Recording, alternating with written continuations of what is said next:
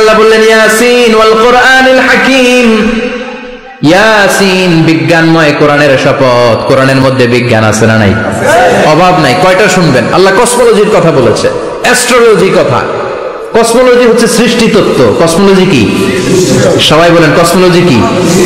আল্লাহ বললেন আওয়ালাম ইয়ারাল্লাযীনা কাফারু আন্নাস সামাওয়াতি ওয়াল আরদা কানাতা রাতকান ফাফাতাকনাহুমা। কাফেররা কি দেখে না মহাবিশ্বের সবকিছু একসাথে মিলে ঝিলে ছিল, বিশাল এক বিস্ফোরণের মাধ্যমে আমি মহাবিশ্ব তৈরি করেছি। সুবহানাল্লাহ। আদিতে শুরুতে কিন্তু সব আকাশ, বাতাস, জমিন, চন্দ্র, সূর্য, নক্ষত্র, গ্রহ, নীহারিকা পুঞ্জ, গ্যালাক্সি, ব্ল্যাক হোল সবকিছু মিলেমিশে একসাথে ছিল। এটার ঘনত্ব ছিল খুব বেশি।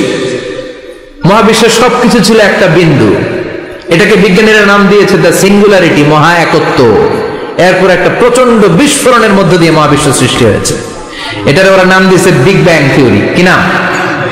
মহাবিশ্বের সবকিছু এই মহাবিস্ফোরণের মধ্য দিয়ে হয়েছে। চিৎকার করে পড়েন আল্লাহু আকবার।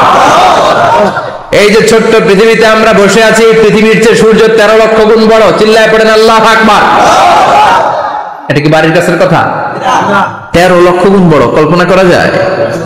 তার মানে কি সূর্যই সবচেয়ে বড়? না, সূর্যের চেয়ে অনেক বড় বড় তারা আছে। ব্যাটেল জিউস নামে একটা তারা আছে মহাকাশে, যেটা যে সূর্য পৃথিবীর চেয়ে 13 লক্ষ গুণ বড়। এই ব্যাটেল জিউস তারা সূর্যের চেয়ে 33 কোটি গুণ বড়। এই ব্যাটেল জিউস তারাটাই কি সবচেয়ে বড়?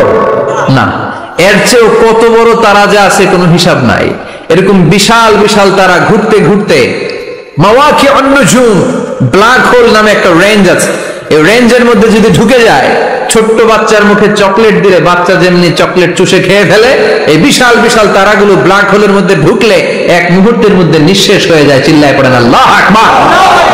এজন্য আল্লাহ বললেন ফালা উকসিমু বিমাওয়াকিউন নুজুম, এই তারকা নিঃশেষ হওয়ার যে জায়গাটা, এই জায়গার কসম আমি কোরআনের মধ্যে খেলাম। এই ব্ল্যাক হোলের রেঞ্জের ভেতরে তারা আসলে মুহূর্তের মধ্যে নিঃশেষ বানিয়ে দেয় কে? একটা তারার চেয়ে আরেকটা তারা বড়। এরকম হাজার কোটি তারা মিলে আমাদের গ্যালাক্সি। এই গ্যালাক্সির নাম হচ্ছে মিল্কি ওয়ে।